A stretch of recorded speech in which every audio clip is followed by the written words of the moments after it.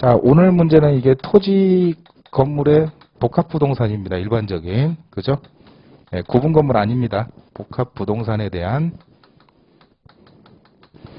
자산운용사가 이 지금 토지하고 건물을 갖다가 지금 살려고 하나 봐요. 매입을 하려고 하기 위해서 윤평가사한테 한번 시가창고를 의뢰를 한 겁니다. 그죠? 그래서 문제를 마지막 보시면 각 평가 방법별 가액을 제시하고 어떤 평가 방법을 쓸래? 그리고 거기에 대한 시상가액을 조정을 하고 결정을 해봐라 그랬습니다. 35점. 그죠? 문제는 어렵지 않았어요. 네, 결론을 쉽게 내려면 굉장히 쉽게 낼 수 있는 문제예요. 여러분 그러지 않았어요? 개별평가하면 건물 가격 줬잖아요, 그냥. 그죠? 수익환원법, 수익방식에서 그냥 맥힌 거 아니에요, 지금? 아닙니까? 맞죠? 이게 만약에 실전에 기출에 나왔으면 어떻게 강약을 여러분이 조정할지 거기에 대해서 고민을 해보란 말이에요, 집에 가서. 자, 그래서 첫 번째가 지금 물음이라고 하겠습니다, 제가. 로마자로 할까요, 그냥? 자, 1번이 이제 개별평가죠, 이제. 그죠? 개별평가, 물건별. 개별평가, 뭐, 굳이 3방식으로 얘기한다면, 광의의 원가 방식이라고 할 수 있겠죠, 원가 방식이라고. 그래서 여기서 지금 토지하고 건물을 갖다가 평가를 해가지고, 요거는 지금 주었습니다. 얼마라고. 예, 1번에서. 건물은, 저기 기타 자료, 마지막인가요? 예, 자료 6에 원가법에 의한 건물가액은 476억 7천만 원이다. 그쵸? 살벌하네요. 예, 건물 가격은 476억 7천만 원 줬고요. 그럼 이제 토지에 대한 거잖아요. 그죠? 토지에 대한 거. 자, 자료를 한번 보겠습니다. 어떻게 봐야 되는지. 대상부동산 토지 있고요. 자, 앞에 일반 상업지역이고 지금 면적이 2310. 예, 일종의 좀 광평수네요. 굉장히 큽니다. 조유환경 형상 지세 이용상은 별거 없습니다. 전면도로 상황 보면 광대 소각이라는 걸 알 수 있죠. 50m하고 8m에 각각 접했죠. 각지죠? 광대 소각. 그리고 토지 이용 계획 및 공법상 제한 상황을 보면 뭐 별 내용 없습니다. 일반 상업지역이고 뭐 각종 미관지구며 뭐 정비구역으로 뭐 지정이 또 됐나 봐요. 뭐 어쩌고 저쩌고가 있어요. 넘겨보시면 이제 건물입니다. 건물은 업무 시설 및 근생 복합으로 쓰고 있나 봅니다. 지하 5층부터 지상 21층까지 소재하고 있습니다. 굉장히 큰 건물이죠. 관리 상태 양호하고요. 사용 승인일은 2011년이고 9년이 경과했어요. 이유는 자, 기준 시점은 가격조사 완료일 기준 감치 구조 2항 21년 7월 1일이죠. 다들 아실 거고 9년이 경과한 거고요. 건물은. 그리고 현재 대상이 임대가 돼 있어요. 임대가 지하 1층부터 지상 21층까지 임대가 돼 있습니다. 그러면 아까 전에 지하 5층까지니까 지하 2층, 3층, 4층, 5층은 임대를 하지 않는 뭐 기타 뭐 기계실이든 주차장이든 뭐 여러 가지 뭐 그리고 추론할 수가 있겠죠. 굳이 뭐 안 드렸어도. 그리고 대상 임대 현황을 보니까 임대보증금, 임대료, 월 관리비 드렸는데 밑에 보면 20%의 공실이 발생하고 인근 임대차 시장의 전형적인 임대료 대비 사정이 개입돼 있대요. 그러니까 본건의 수익 자료는 쓰지 말라는 얘기죠. 그잖아요. 대놓고 드렸잖아. 쓰지 말라는 얘기잖아. 왜? 사정이 개입돼 있잖아요. 맞습니까? 예, 그 얘기죠. 그러면 오른쪽에 자료 2에 임대 사례 자료 해가지고 2개를 드렸어요.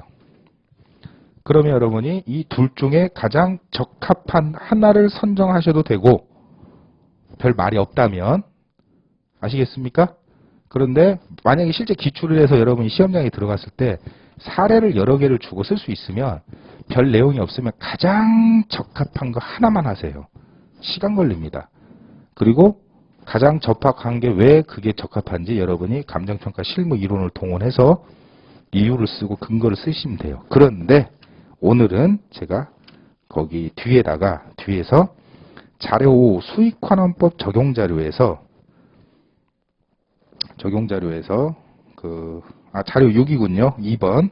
임대 사례에 의한 월 임대료는 1, 2를 비준하여 평균값으로 산정하라고 했습니다. 드렸죠? 이렇게 하라고 드렸으니까 그렇게 하시면 되겠죠. 이런 말이 만약에 없다면 가장 유사한 하나를 선정하시면 되는 거예요.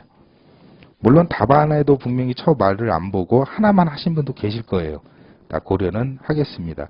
그러면 그 둘 중에 가장 좋은 사례라고 볼 수 있는 것은 뭐겠어요? 딱 봐도 그냥 눈에 보이네요. 뭐 층수나 뭐 연면적이나 뭐 비슷한 게 2번이죠. 그리고 임대 시점도 가장 최근이고 여러 가지 이유가 있겠죠. 그죠? 그렇게 할 수 있겠죠. 그 다음에 임대 사례 가치 형성 요인 비교. 자, 그냥 다 드렸으니까 뭐 몇 프로 우세, 몇 프로 열세 해서 그냥 비교하시면 되고, 이제 층별 효용 비율을 드렸죠. 11층 이상 서울 도심 오피스 빌딩 자료 해서 이제 여기에 대한 것도 이제 여러 가지로 해석할 수가 있습니다. 어떤 층별 효용비가 지금 시점별로 들었기 때문에 어떤 뭐 시점에 대해서 어떤 뭐 평균치를 산정하시는 분도 계실 거고, 그런데 이런 것은 생각의 해석의 여지가 많기 때문에 가장 단순하게 해석하시는 게 좋아요. 그러니까 가장 최근 거 적용하면 되겠죠. 21년도 2분기 거 0.67, 1.0, 0.40 여기에 대해서 또 다른 여러분의 근거가 있으면 그것도 합리적인 답입니다. 예. 어떻게 하라고 제가 드리지 않았잖아. 실전의 기출에서도 분명 어떤 사례를 주고 자료를 주고 여러분한테 해석할 수 있는 그 여지를 준단 말이에요. 그럼 여러분이 가장 단순하게 해석하시는 게 가장 좋아요. 고민하지 말고요. 아시겠죠? 또 이거를 또 막 평균치 내가지고 하지 마시고 아무 의미 없습니다. 그렇게 하라는 얘기 아니니까. 그 다음에 이제 보증금 운용이율이며 공실률, 기타 수익, 운영경비율, 보증금 및 관리비 자료. 자, 23회 때요. 23회 때 그 WACC를 구하기 위해서 그 CAPM 자료랑 그거 산정할 때 뭐 물가 상승률이랑 뭐랑 해가지고 가장 적합한 거를 산정하라고 여러분에 드렸어요. 기출 문제 풀어보신 분들은. 그래서 지금 보시면 보증금 운용률, 공실률, 기타 수익, 운영 경비 비율, 보증금 및 관리비 자료 이렇게 뭐 비율을 드렸잖아요. 근데 이 비율에서 제가 그냥 이거 쓰세요라고 그냥 퍼센트 그냥 정해줬잖아요. 그죠? 근데 만약에 실제 시험에서는 아마 출제학원이 분명히 퍼센트를 주지 않고 구간으로 주고 어떠한 사정 상황을 여러분한테 장황하게 설명을 하고 여러분이 그 구간에서 가장 적절한 율을 빼내는 걸 보고 싶어 할 거예요. 무슨 말인지 알겠죠? 지금 경기 상황이 좋으니까 뭐 공실률은 얼마다. 그리고 지금 임대차 상황이 좋기 때문에 뭐 경비 비율은 얼마고. 여러분이 합리적으로 그런 것은 쓰시면 됩니다. 정해져 있는 게 아니라는 거죠. 한마디로. 자, 그 다음에 이제 표준지 공시지가 자료가 있거든요. 자료를 보는 겁니다. 쭉 보면, 둘 중에 하나니까 딱 봐도 1번이죠. 예, 면적도 그렇고, 도로 조건도 그렇고요. 1번 1760만원짜리를 쓰겠구나. 그 다음에 시점 수정 관련 자료 나오고요. 이제 수익환원법 적용 자료가 쭉 나오고, 이건 이따 보겠습니다. 자, 이렇게 돼 있어요. 그래서 결국 개별평가 원가 방식에 의해서 지금 토지는 자료를 보아하니 토지는 지금 뭐밖에 쓸 수가 없어요, 여러분. 공시지가 기준법밖에 쓸 수가 없죠. 예, 뭐 5분도 안 걸릴 거예요. 토지 공시지가 기준법. 공시지가 기준법으로 1번을 적용해가지고 토지를 내시면 되고 두 개를 합치면 되겠죠. 그럼 개별평가. 그렇죠? 끝.